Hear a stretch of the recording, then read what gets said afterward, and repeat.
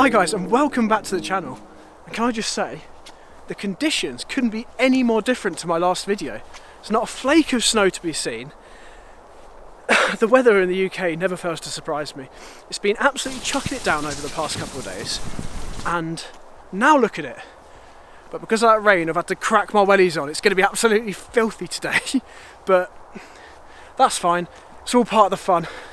So today I'm actually in a different local woodland. So not the same one as in last week, but it's still local, remember that. And I'm not actually expecting to get any decent photos today. What I'm actually doing today is going on a bit of a location recce. Now, it's a bit different for me because I never normally plan my photography, but I was thinking, oh, stuck in lockdown, there's not many locations for me to go, so I'll have a look online, do a bit of research of what's local and see if there's anything that's going to look nicer later on in the year that I can go and check out. And this woodland's one of them. So, good tip for if you want to research a location is to use Google Earth. And that's what I did. I went on Google Earth, and I've been in this woodland before, but I thought, you know what, I'll have a look on Google Earth to see what other people have seen. And you can go on Street View with Google Earth, and Street View is not only for roads, people can send in like 360 photos and whatever of other locations. And I saw a little dot on the screen, and I'll try and put it up on the screen for you so you can have a look at what I saw. A little dot in this woodland near me where I'm now, and I clicked on it and it zoomed in and it showed me that the woodland was covered in wild garlic. And I was like, wow, I have to go and take photos of that. Now obviously wild garlic doesn't bloom until late April, I think. Correct me if I'm wrong. It's around that time. So I was like, okay, obviously I can't get any photos of it today, but I thought, what a perfect opportunity to try out location recceing. So that's the aim for today. I'm not ruling out taking other photos. I will try and get other photos to show you guys as well.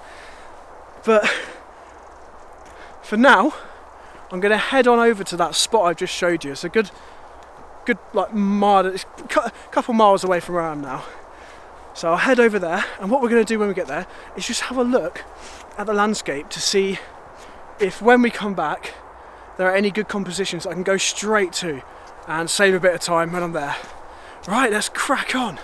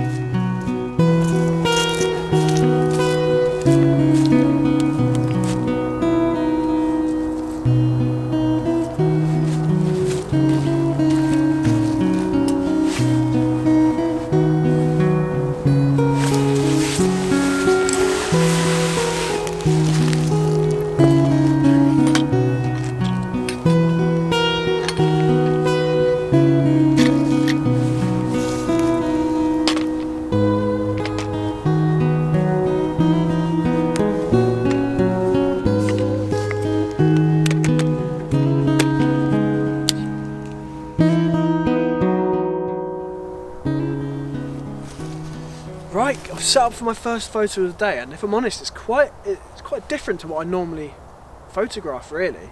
A different style of photograph. But I think it's going to work quite nicely, especially on a day like today where the light's quite harsh and we've got some bright blue skies, which generally aren't very good for photography, so I'm quite happy with this. So I'll explain it now. What I've done is I've zoomed in on the bottom half of this tree over there.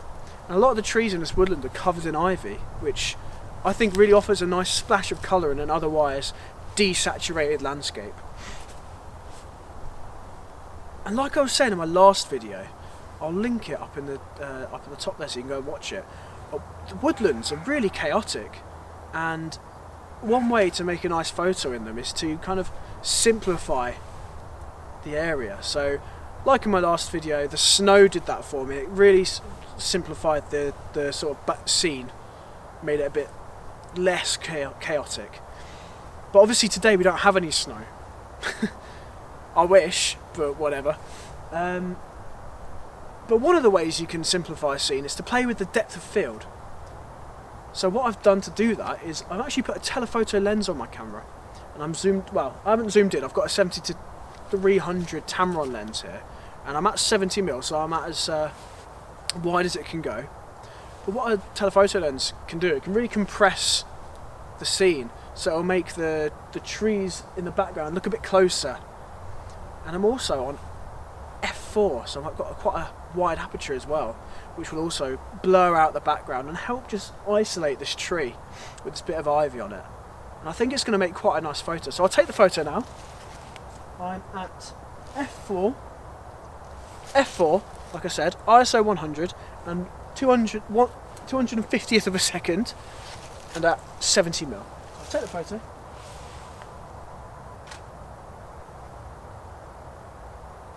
Yeah, it's oh, take another one. Yeah, it's really different to what I normally take, but I kind of like it. So I'll put it up on the screen there for you, and I'll pack up and we will carry on to that location I was talking about, with where it's going to be really covered in wild garlic. Right, and we'll see if we can find any other photos on the way.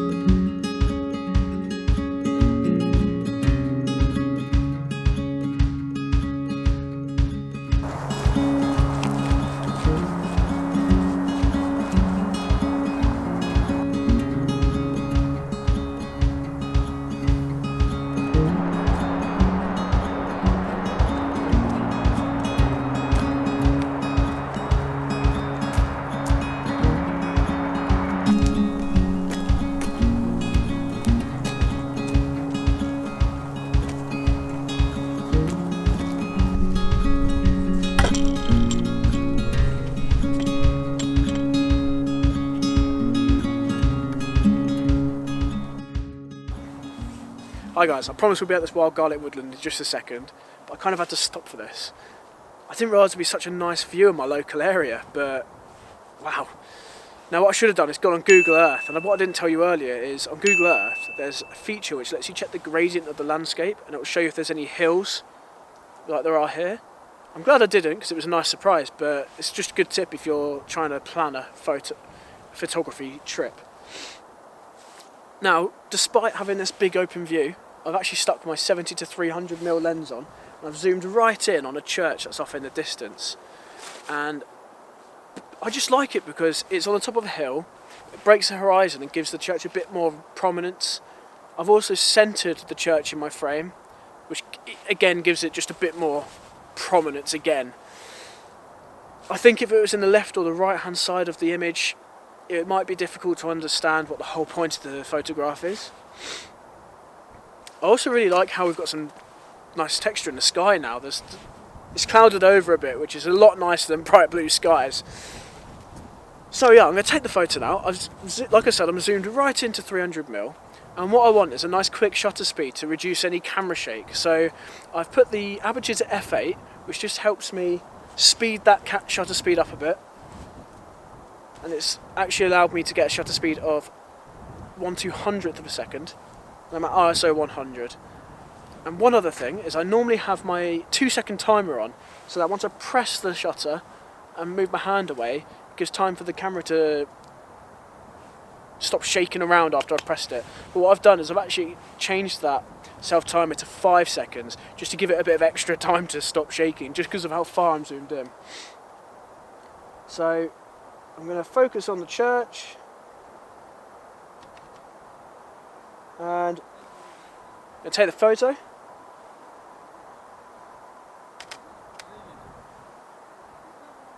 Yeah, I think it looks pretty good. It could have done with some better light, but like I said, I am kind of out here on a recce, and I wasn't expecting to get any photos at all really. So that's that. I'm going to pack up, and I'm actually going to go to this woodland now, and it's just down the hill from me here, so I'll be back with you in just a second.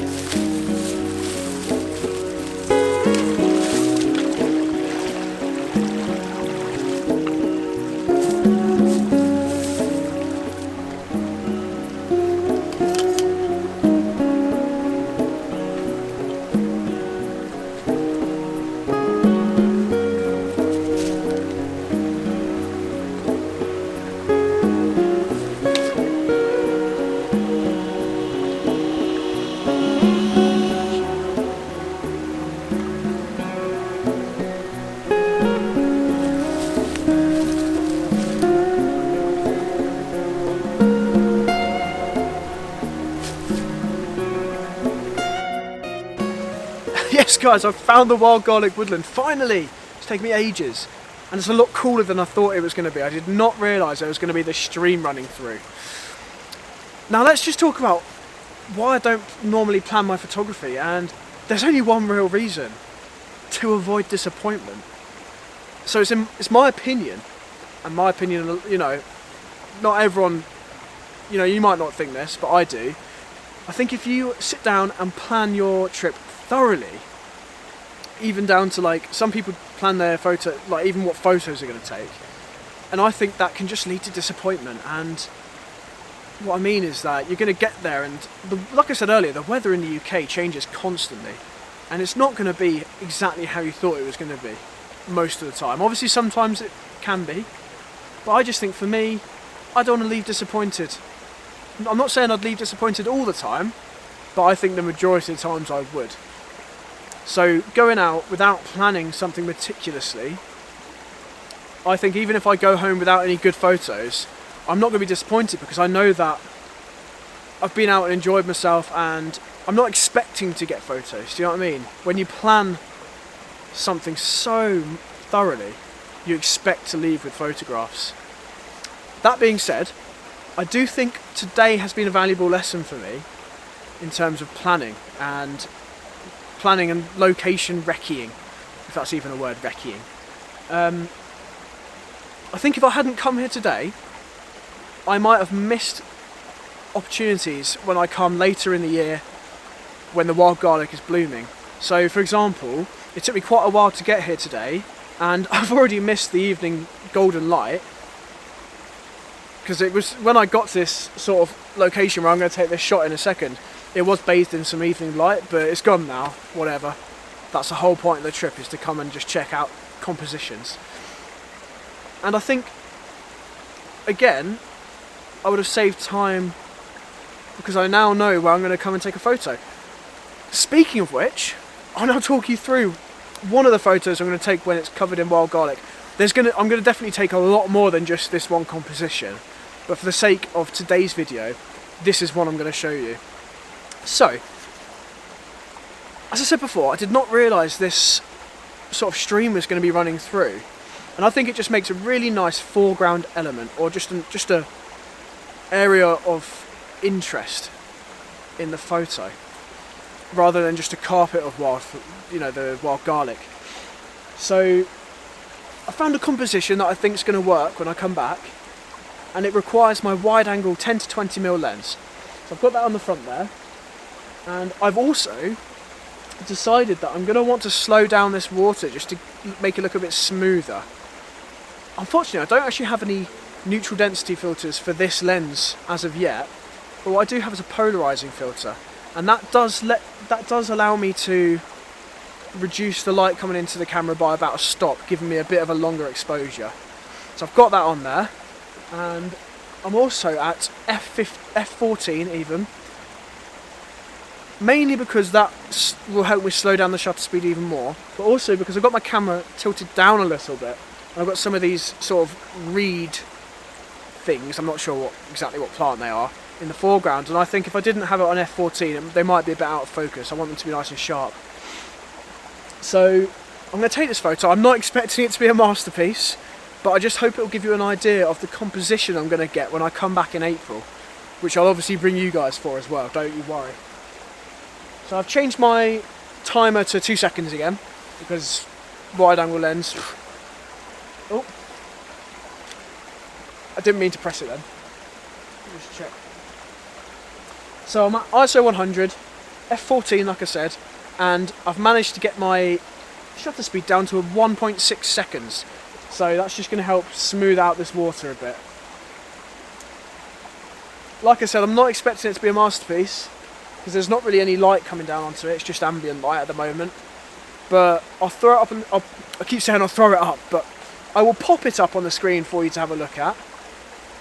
And I just hope you can understand what my sort of thought process is for when I come back in the future when the wild garlic has bloomed.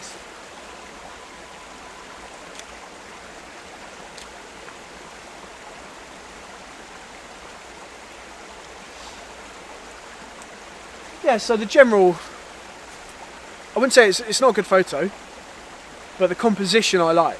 So when I come back in April, hopefully I'll get some nice shots. So that's it for today. I'm going to head back to my car because it's getting dark. I hope you've enjoyed the video, and I've kind of explained how location scouting can kind of help you with your photography, and I hope it's also helped, you know, I hope I've also got through the fact that you don't always need to plan your photography.